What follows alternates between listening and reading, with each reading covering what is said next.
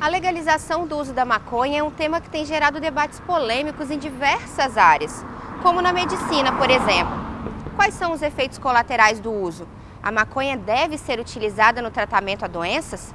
Esses são alguns dos questionamentos que você confere agora na entrevista com o médico Geraldo Mil. Então, hoje está comprovado que o uso dos canabinoides e da maconha, consequentemente, usada em geral da forma inalável, eles têm efeito prejudicial para várias fases do desenvolvimento do sistema nervoso.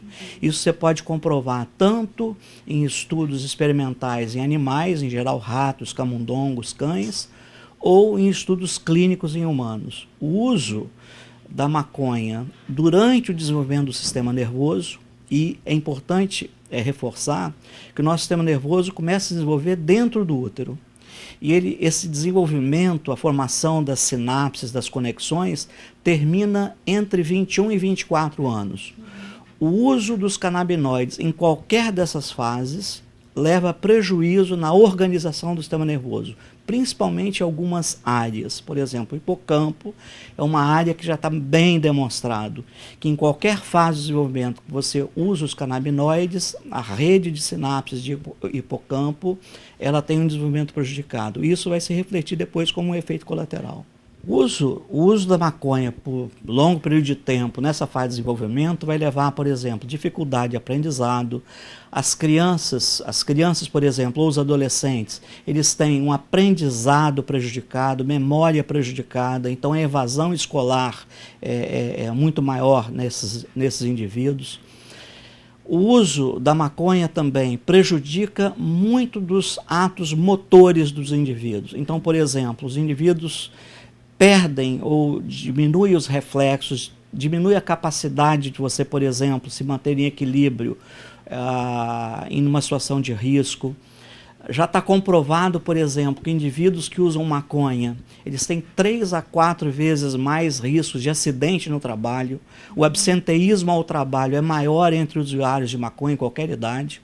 Então você tem os efeitos colaterais mais bem descritos e conhecidos, são aqueles do desenvolvimento do sistema nervoso. Geraldo Mil explica ainda que os canabinoides, substâncias presentes na maconha, podem ajudar no tratamento a diversas doenças. Então a maconha, por exemplo, ela tem os canabinoides, são úteis para tratar glaucoma, são úteis para tratar pessoas que têm anorexia nervosa, por exemplo, pessoas que não têm fome, que não querem comer porque não têm fome. A maconha pode ser utilizada, a anorexia do câncer também, e pode ser usada como um analgésico de baixa potência. Só que, por exemplo, propor o uso da maconha como analgésico não tem sentido, porque hoje você tem analgésicos que não levam à dependência. Algumas pessoas dizem que o cigarro é mais nocivo à saúde do que a maconha, do que a planta, né, de que é feita a maconha. O que o senhor pensa a respeito disso?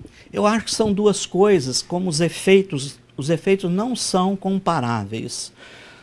O cigarro ele tem um efeito importante sobre, por exemplo, câncer de pulmão, sobre câncer de bexiga, câncer de boca e também de doenças cardiovasculares. Os efeitos da maconha são na relação do desenvolvimento do sistema nervoso, dificuldades de aprendizado, perdas de memória e perda de controle motor. Essa perda de controle motor ela é evidente quando o indivíduo está sob efeito. E quando o indivíduo é usuário crônico, essa perda de controle motor é progressiva ao longo da vida. Tá? Então são efeitos totalmente diferentes, você falar qual que é melhor e qual que é pior. São coisas diferentes. O senhor acredita que a legalização do uso da maconha vai trazer impactos na medicina, positivos, negativos? Seguramente, veja, eu sou favorável ao uso medicinal dos canabinoides. Veja, não é da maconha, são substâncias que você encontra na planta cannabis sativa e isso poderia existir. Já existe hoje evidência suficiente de que o uso desses canabinoides poderia ser utilizado em várias doenças para as quais se tem poucas outras opções de tratamento.